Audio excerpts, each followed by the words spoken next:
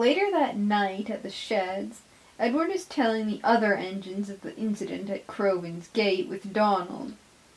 And then he called all diesels vermin and said they should all be obliterated for what they've done, he finishes the story. Good grief, says Henry. I might not be the biggest fan of diesels, but Rusty is a good guy. He didn't deserve that. I concur, Gordon agrees.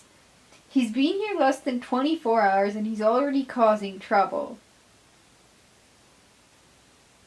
If he could have shrugged, James would have. He seemed subdued when I saw him, barely even noticed my lovely red paint. There's something off about him if you ask me, Thomas puts in. He barely reacted when I said hi, just stared at his buffers. Have you heard his whistle? Asked Percy. It sounds so sad. The others agree with this too. It is common for sentient engines to pitch their whistles to correspond with how they are feeling, and Donald sounds very sorrowful indeed. Well, some engines have naturally low-sounding whistles, but yes, he is an odd one, Edward says. The old engine doesn't quite know what to think of the newcomer either. Meanwhile, elsewhere on the island, Duck sits in his berth studying his new shedmate with some uncertainty. On one buffer, he is glad for the company, but on the other, he has heard about what had happened with the narrow-gauge engines and is unsure. Donald has been silent all evening, though. Has barely said 2 words since the shouting match with his crew, save for the sounding of his whistle as he entered the sheds. Duck had been startled by how depressed and full of grief it was. As he looks over to Donald now, he sees the bigger engine just staring blankly at the rails. So, Duck starts, searching for something to say. Are you doing track inspection over there, or what? Donald's eyes slide slowly up to look at him, but he doesn't answer. Duck fumbles slightly, creeped out by this. So, you're from Scotland, right? Donald narrows his eyes. Aye, you got a problem with that? No, Duck replies hurriedly, not wishing to get on this engine's bad side. Not at all, just making conversation. Donald glowers at him. Well, dinna. Okay then. With that, they fall into a heavy silence, and slowly, their fireboxes cooling, they fall asleep. Donald sleeps fitfully, memories of his brother unsettling him. Across the island at Tidmouth, Edward dreams of a black tender engine, cold and alone in a scrapyard. Not knowing any better, he assumes it to be Donald. So yes, when Donald arrives on Sodor, he is alone. The other engines aren't quite sure what to make of this solemn new recruit, as serious and aloof as he is, and Donald doesn't give them much to work with. In fact, he doesn't give them anything to work with at all. Simply, he gets on with his work and scarcely says a word to anyone. Though he is a hard worker, he still finds himself in the midst of several unfortunate mishaps. Firstly, he loses Thomas's special coach. This results in a cross Thomas, very cross passengers, and, worst of all, a cross Sir Topham Hatt. Donald can't do anything but blame himself, for he is being distracted by thoughts of his twin brother, left in Scotland for scrap. Secondly, he accidentally backs into a signal box. In his defense, the rails were slippery that day, but it still upsets the signalman, who lands in Donald's tender when it crashes through the wall, and once again results in a rather cross Sir Topham Hatt. By now, Donald misses his brother too terribly to really care. Lastly, he destroys a horribly spiteful brakeman, not entirely by accident. He had been sitting in the siding at Wellsworth Station when James had puffed up out of breath and clearly exhausted. He was hauling a long, heavy line of noisy trucks, with a particular brakeman bringing up the rear. Donald, who had been resting, pried open an eye when he heard the trucks and the van screeching, "Hold back! Hold back!" The damn things were playing their usual tricks, and the brakeman was their ringleader. James, defeated, called out when he saw Donald.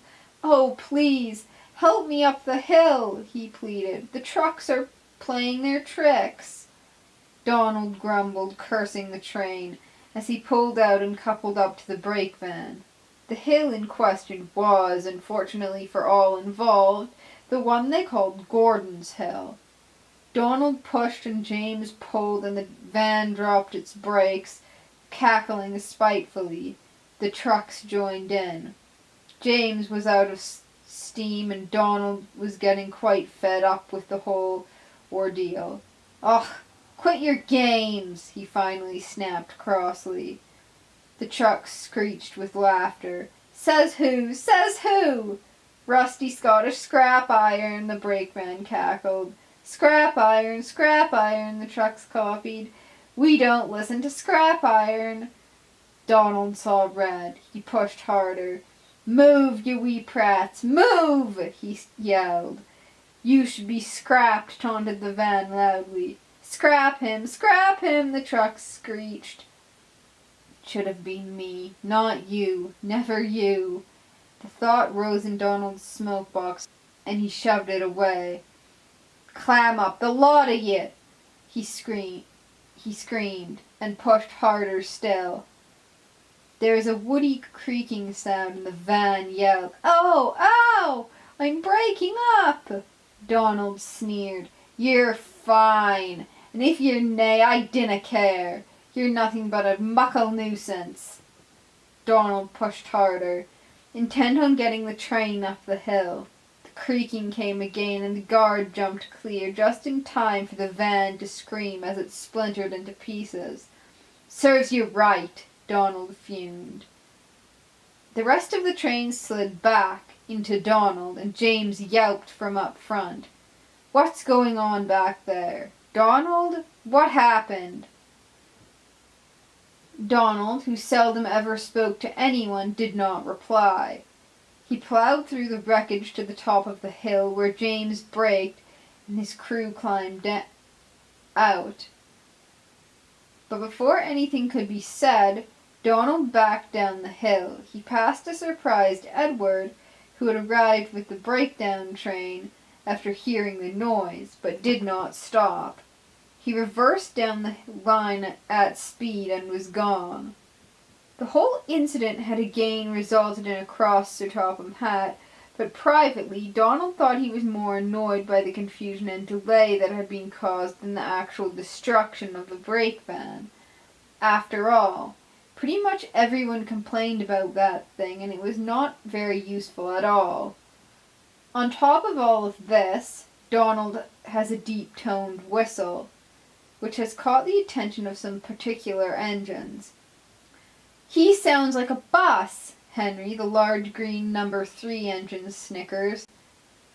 "Or a ship," James, the splendid red number 5 engine, adds. "Tugboat Annie," Gordon, the big blue number 4 express engine, laughs. Donald is not in the mood. He gives them a tired once-over and sighs, thinking of what he and his brother would do if only he were there. "Ugh, get a life, ye three," he grumbles as he rolls past. The other engines frown. This is not the reaction they'd been expecting. Then again, perhaps they should have.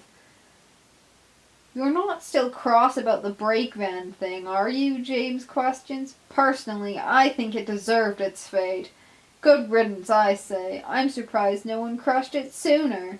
Nothing but trouble it was." Donald rolls his eyes. "I dinna care about that stupid brake van," he snaps, and puffs away. James frowns after him. "I think he does." "Definitely does," Gordon agrees. "I don't know," says Henry. The other two look at him. "About what?" "Donald," says Henry, "I just don't know what to make of him.